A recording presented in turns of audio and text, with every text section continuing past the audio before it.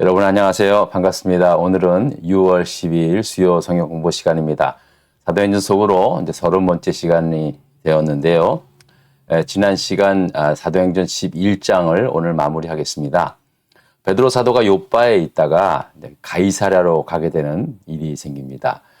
그곳에 살고 있던 또 근무하고 있던 고넬료라고 하는 로마의 백부장이 요빠에 있는 베드로 사도를 초청을 하게 된 것이죠. 그리고 그곳에서 베드로 사도가 예수 그리스도의 복음을 증거하니까 막 성령의 은혜가 막 임하게 되고 그 고넬료의 가족들과 식솔들 모두 복음을 들은 모든 사람들이 성령의 은혜가 충만하여서 모두가 세례를 받게 되는 놀라운 구원의 역사가 나타나게 된 것입니다.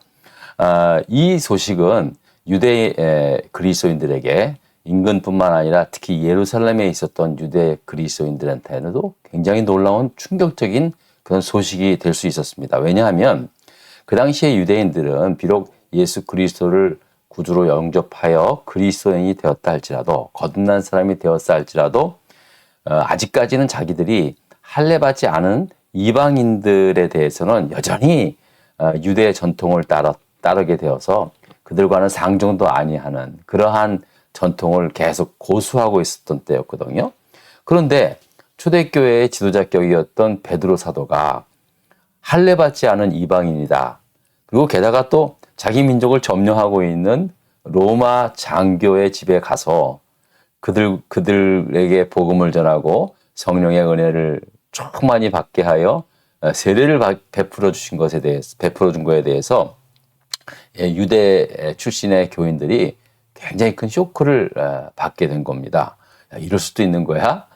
그리고 급기야는 베드로 사도가 이제 예루살렘에 돌아왔을 때 그들 가운데 몇 사람이 베드로 사도를 굉장히 아주 비난하는 그런 일이 일어나게 된 것이죠. 베드로 사도는 잘 알지도 못하는 사람들에게 비난을 받게 된 것에 대해서 흔들리지 않았습니다. 왜냐하면 하나님의 뜻이었기 때문에 하나님께서 보여주신 환상에 따라서 하나님의 보여주신 강력한 선명하고도 강력한 뜻에 따라서 움직인 거기 때문에 베드로 사도는 조금 더 흔들리지 않고 왜 내가 가이사랴에 있는 고넬료 집에 가게 됐는지 차근차근 설명을 하게 이르게 된 겁니다. 그리고 이제 베드로의 설명을 잘 듣고는 이제 이 놀라운 사실들이 다 하나님의 은혜였다라는 것을 깨닫게 된 거죠. 그래서 그들이 하나님께서 이방인들에게도 이 생명을 얻는 회개를 주셨다 하고 이제 크게 감사하고 기뻐했다라는 말씀으로 마무리를 쳤습니다. 지난 시간에. 자, 그런데요. 다시 한번 말씀을 드리지만은요. 우리가 주의 일을 할 때 때로는 오해도 있을 수 있고 때로는 비난까지 받을 일이 있습니다. 그런데 그때 정말로 이게 하나님의 뜻에 순종해서 한 일인가 그거에 대한 비난과 오해를 받게 되었더라면요. 그것도 하나님의 뜻이라 믿고 감당을 해야 된다는 것이죠. 왜냐하면 하나님께서 부탁하신 일이기 때문에 내가 어떤 오해를 받고 비난을 받아도 나는 이 길을 끝까지 가리라. 그래서 뭐 비난의 소리, 오해 그런 거에 흔들리지 않습니다. 근데 그런 거에 이제 막 흔들리게 되면요, 다시 한번 자기 자신을 의심할 필요가 있죠. 제가 이제 이 말씀을 그거 별거 아닌 것 같아도 저는 이 말씀을 쭉 묵상하면서 그런 생각이 들더라고요. 저도 목회하면서 목회자로서 별것도 아닌 일에 괜히 성을 내고 마음 아파하고 상처받고 그런 일들이 많이 있거든요. 그때는 내가 다 하나님을 위해서 교회를 위해서 한 일인데 왜 내가 이런 오해를 받고 왜 이런 내가 비난을 받아야 하는가 이제 그런 생각을 할 때가 많이 있었는데 제가 이제 이 말씀을 쭉 묵상하면서 왜 내가 그런 마음에 섭섭함이 들었고 왜 내가 좀 그런 화가 좀 났을까 그런 생각을 곰곰이 해봤어요. 그런데 결론은 이겁니다. 제가 순수하지 못했어요. 제가 정말로 이게 베드로가 환상을 보았듯이 아주 분명한 하나님의 뜻이었다고 생각하면은 가죠. 고넬료 집에 갔죠. 저한테도 갔죠. 그런데 제가 이제 사람이 화를 내고 오해받는 일에 서운함이 막 들으면은요, 가만히 생각해 보면은 자기의 욕심도 있었구나라는 생각을 이제 저 지울 수가 없더라고요. 그래서 저는 이 말씀을 읽으면서 참 큰 은혜가 됐습니다. 무슨 일을 하든지 간에 진짜 하나님의 뜻이라고 믿으면은요, 어떤 비난과 어떤 오해도 괜찮아요. 있을 수 있죠. 당연히 있을 수 있죠. 그래서 저는 그런 걸 이제 이번에 같이 말씀 묵상하면서 깨닫게 되었고, 앞으로도 이제 이 베드로의 사건, 요바에서 가이사랴로 갔었을 때 그때 일어났던 이 사건을 제 남은 생애의 큰 교훈으로 제가 좀 삼으려고 합니다.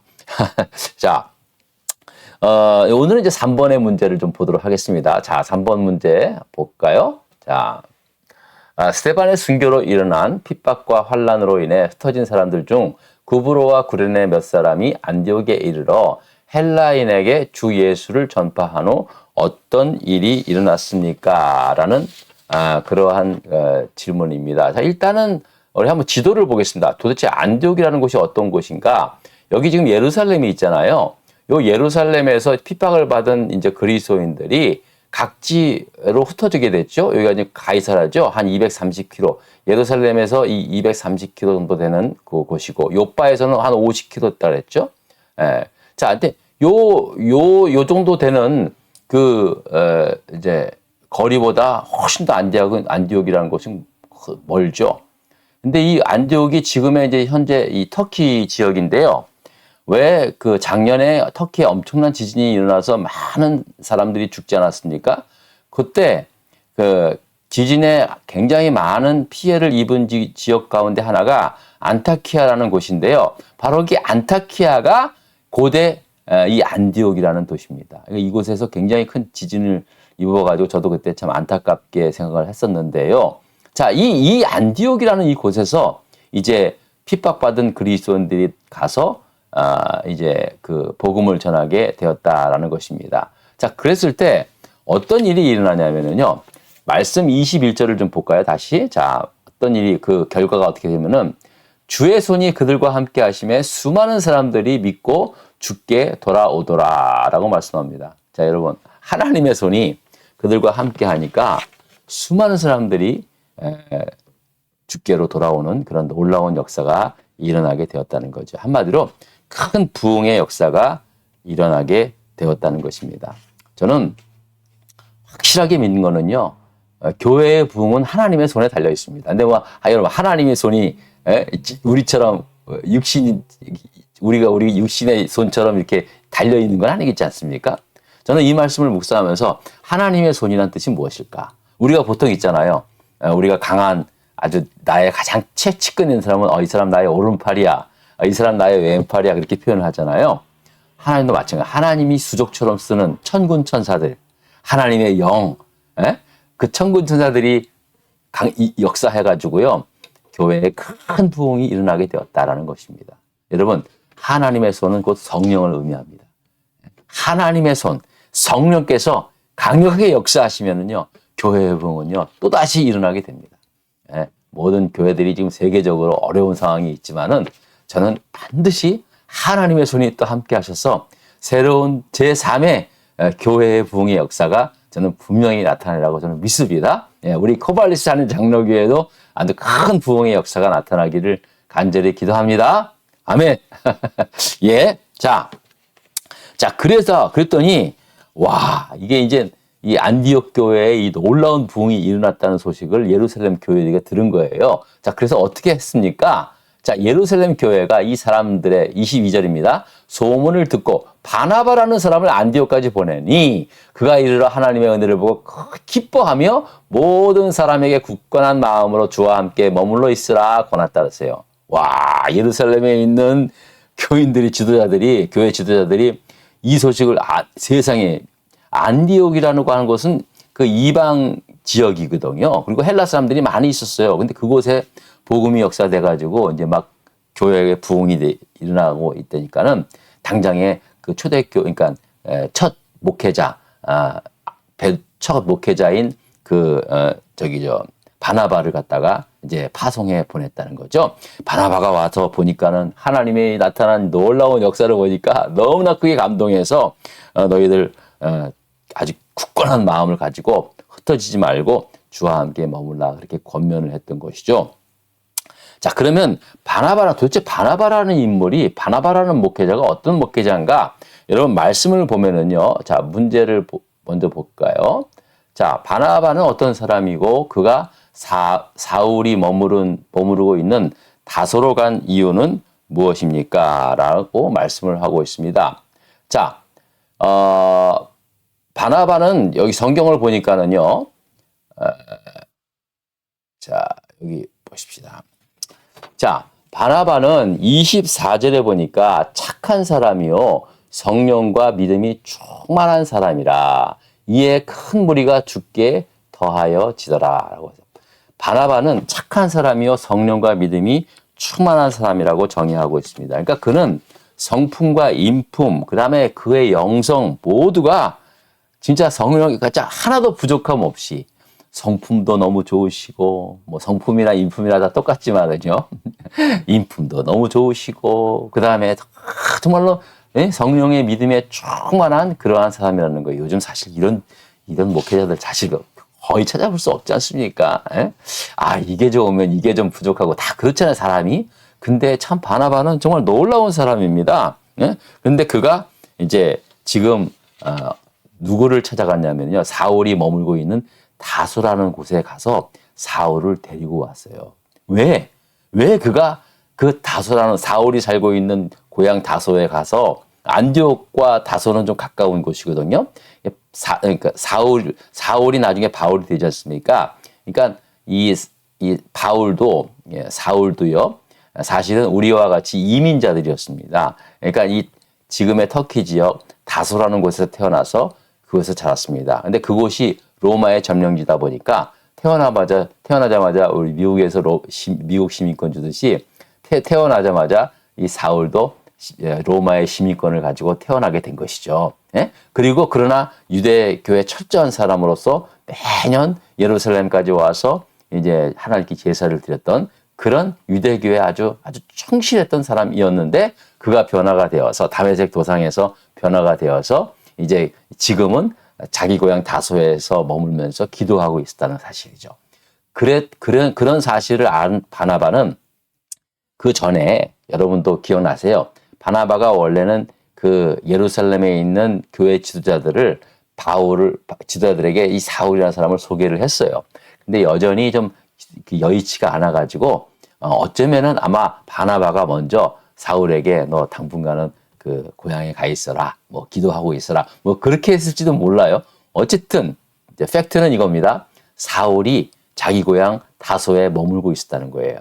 근데 바나바는 그 다소랑 거리가 크게 멀지 않은 안디옥의 초대 목회자로 왔기 때문에 그를 간 거죠. 왜? 그 이유가 뭐냐면은 자 보겠습니다. 자 바나바가 사울을 찾으러 다소에 가서 만남에 안디옥에 데리고 와서 둘이 교회에 1년간 모여 큰 무리를 가르쳤고 제자들이 안디옥에서 비로소 그리스도인이라 일컬음을 받게 되었다라고 말씀을 합니다. 바나바가 이 사울을 데리러 간 이유는 그를 데리고 와서 안디옥에서 그와 함께 1년 동안 교인들을 가르치기 위해서 이제 그를 데리러 갔다는 것이죠.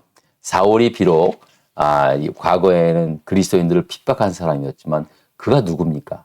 다메섹으로 올라가는 길에 부활하신 예수님을 만난 사람 아닙니까? 그러니까 바나바는요, 참 그게 중요한 겁니다.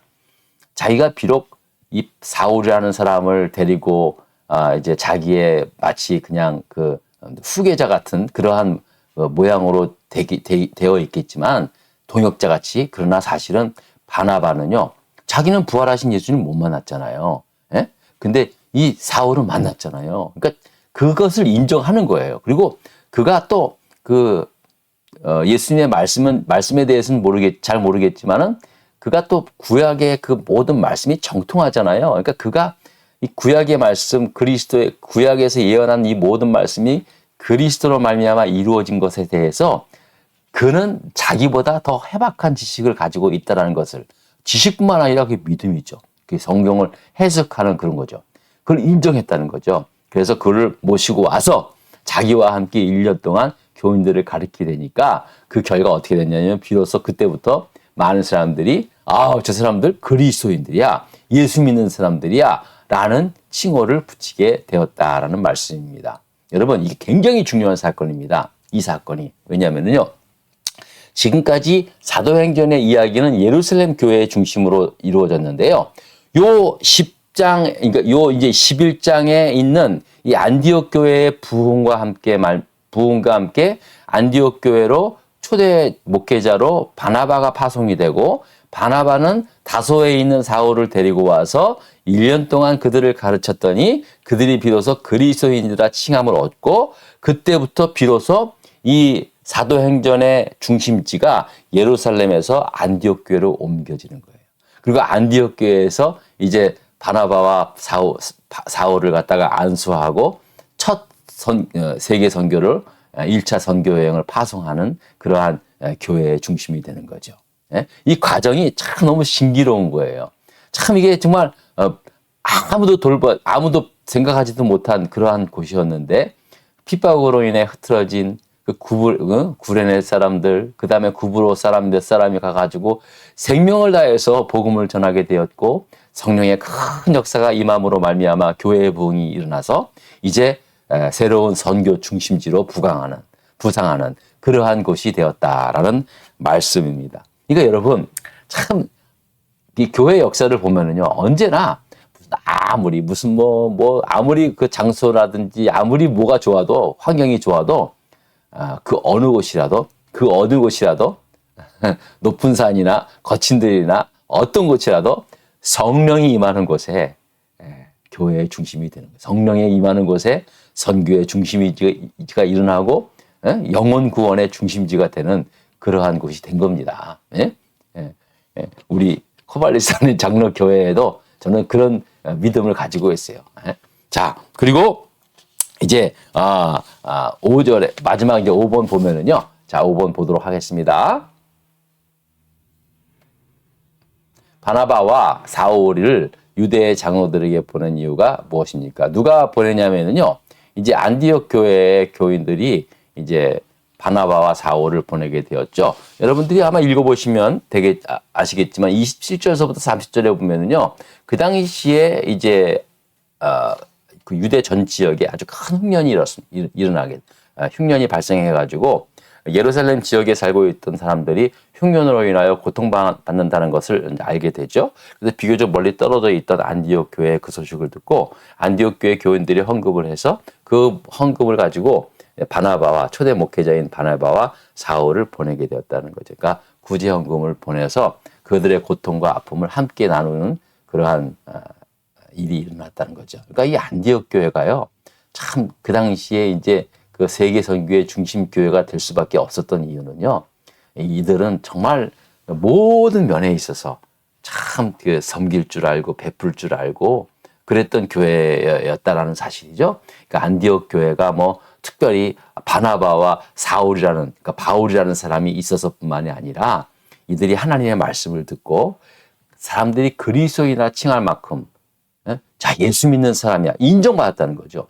그들이 그러니까 여러분, 믿음으로 인정 못 받습니다. 우리가 믿는 거는 하나님을 믿는 거니까, 하나님을 믿는 거니까 사람들이 어떻게 압니까? 그 믿음에 대해서. 근데 그 믿음으로 말미암아 역사하는, 내 삶 속에서 역사하는 그 모습을 보면서 저 사람들 진짜 그리스도인이라는 소리를 듣게 되었다는 사실이죠. 자, 그런데 우리가 어떻게 그렇게 믿음의 역사가 나타나는가? 물론 하나님 믿으면 그렇게 역사가 나타나지만은요, 그들이 배웠다는 거죠. 1년 동안 사울과 바나바를 통해서 예수 그리스도의 복음을 배웠다는 거죠. 복음을 듣고 배웠을 때 그들의 그 믿음의 그 역사들, 그리고 사람들이 더욱더 그들을 인정하게 되었다라는 그런 결과를 가지게 되었다는 사실입니다. 여러분, 우리가 배워야 할 이유가 여기 있는 거예요. 우리가 물론 그냥 믿으면 무조건 믿습니다 하면 다 되겠지만은 우리가 뭘 믿는지, 그리고 또 그 믿음대로 우리가 어떻게 행해야 하는지는 하나님의 말씀의 가르침을 따라야 되지 않겠습니까? 똑같이 말씀을 믿어도 지금 얼마나 다른 길로 가는 사람들이 얼마나 많이 있습니까? 심지어는 이단들도 많이 있지 않습니까? 이단들이 하나님을 안 믿어서가 아니에요. 예수님을 인정 못해서가 아니에요. 예수님 믿는 사람들, 믿는 이단들도 많아요. 그런데 뭘 잘못할 겁니까? 하나님의 말씀을 잘못 해석한 거예요. 다르게. 신천지 이만희 같은 사람 보세요. 나중에는 그 사람이 자기가 하나님이래. 자기가 예수 그리스도래요. 구원자래요. 메시아래요. 그렇게 바뀌게 되는 겁니다. 잘못된 그런 성경 지식이 그렇게 되는 거죠. 자, 어쨌든, 오늘 안디옥 교회를 통해서 다시 한번 우리의 교회도 새로운 꿈을 좀 꿨으면 좋겠고요. 저는 개인적으로 참 이런 말씀들을 보면은요, 그런 상상을 많이 합니다. 어떡합니까?